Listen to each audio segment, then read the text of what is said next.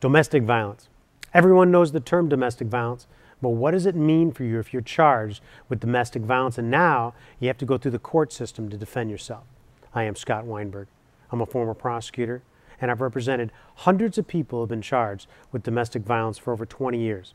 So listen closely, because I'm going to tell you exactly what you need to do to protect yourself here in Michigan. First, do not plead guilty at your arraignment.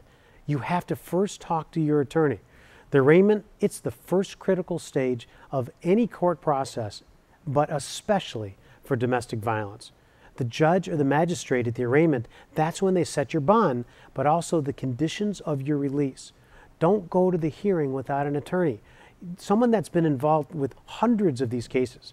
For instance, every single judge, they're going to enforce what's commonly known as a no contact order. And it means that you might get kicked out of your house and legally blocked from your loved ones if it's not handled correctly. So under no circumstances should you go to one of these hearings, this arraignment, without your attorney. Next, do not take advice from the prosecutor. Remember, the prosecutor represents the government, not you. You need someone on your side, someone who's your representative.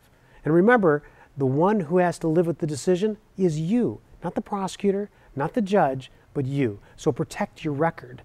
And finally, if this is your first assault charge, there are definitely circumstances where you can keep it under advisement or keep it off your record. It's called a deferral statute, 769.4a. And not everyone's eligible, so make sure you know all about this statute before you go to court.